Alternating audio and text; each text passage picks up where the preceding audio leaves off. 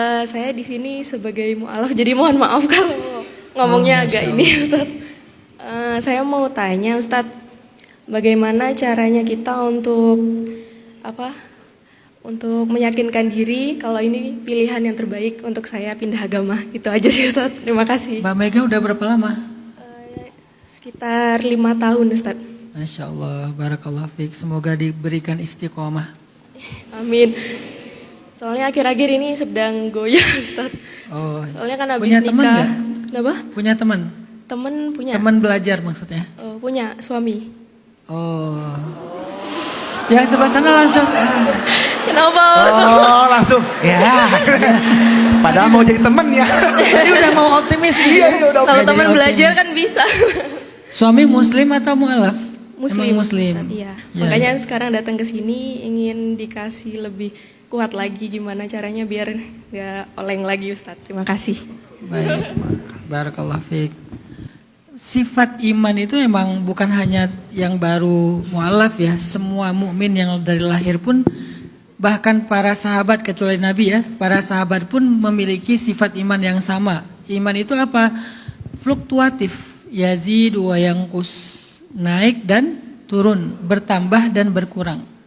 Itu memang sifat iman. Jadi ada kalanya kita kayak lagi nyaman banget dengan ketaatan kita, dengan keimanan kita. Tapi ada kalanya kayak lagi drop dan kayak nggak mau ngapa-ngapain.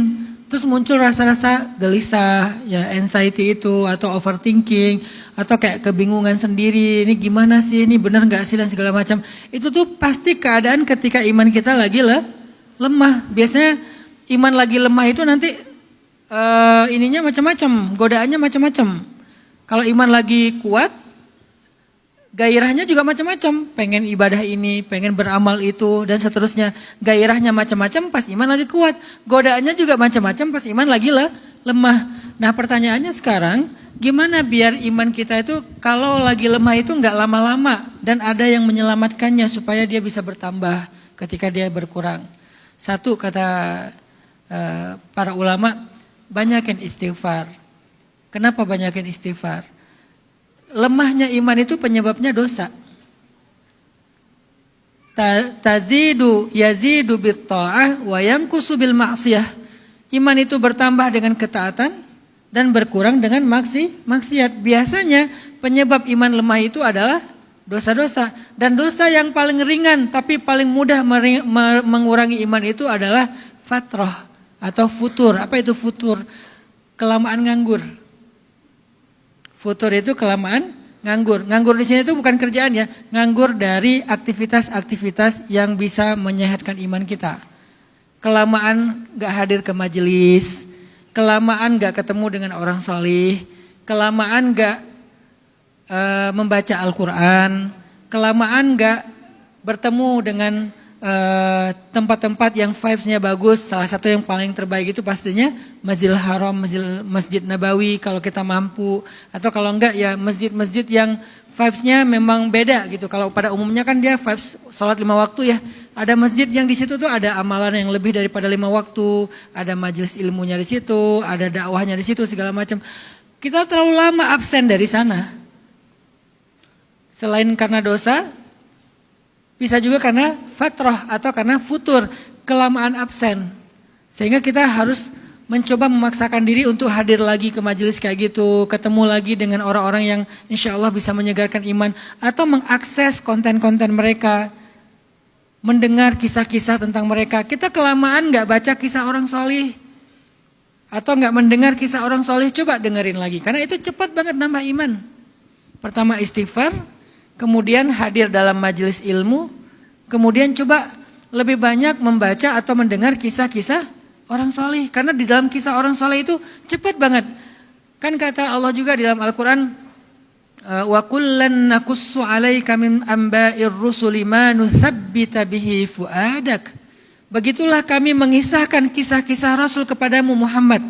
Nabi Muhammad aja yang udah sempurna imannya masih membutuhkan kisah-kisah. Kisah siapa? Kisah Rasul-Rasul yang lain. Padahal beliau adalah Rasul terbaik. Tapi masih membaca kisah Rasul-Rasul yang lain. Di antara saudara-saudara beliau para Rasul dan para Anbiya. Wa kullan naqussu 'alaika min amba'ir rusul. Kisah-kisah nabi yang kami kisahkan kepadamu Muhammad, manusabbitu bihi fuadak, untuk meneguhkan hatimu Muhammad. Jadi ketika Nabi lagi sedih, dihibur dengan kisah para nabi. Ketika Nabi lagi drop, dikuatkan dengan kisah Nabi. Ketika Nabi lagi bingung, dimantapkan keinginan dan tujuannya dengan kisah-kisah para nabi. Selalu kayak gitu, kisah-kisah nabi-nabi sebelumnya menguatkan hati Nabi. Maka kita juga butuh kisah yang sama. Coba baca kisah-kisah inspiratif sesuai dengan tema kita. Misalnya bisa cari di sosial media atau di YouTube dan seterusnya. Kisah ajaib dalam Islam misalnya. Atau kisah-kisah sahabat yang inspirasi. Kisah nabi-nabi yang solih dan seterusnya. Itu banyak keluar tuh kisah-kisah yang bagus. Apalagi kalau kalian ngerti bahasa Arab. Itu lebih banyak lagi referensinya. Kalau nggak ngerti bahasa Arab, oke. Hanya yang versi Inggris sama versi Indonesia. Mudah-mudahan, atau bahasa Arab tapi udah ada translate-nya, udah ada subtitle-nya, sehingga kita tinggal baca. Akses istighfar, paksakan hadir dalam majelis ilmu kayak gini, kemudian banyak-banyak merenungkan dengan cara membaca ataupun mendengar kisah-kisah sholihin. Dengan demikian iman kita itu kayak di recharging. Kan sekarang pakai ininya recharging my soul ya. Kan rata-rata. Jadi banyak-banyak membaca kisah-kisah gitu Mbak Mega. Barakallah.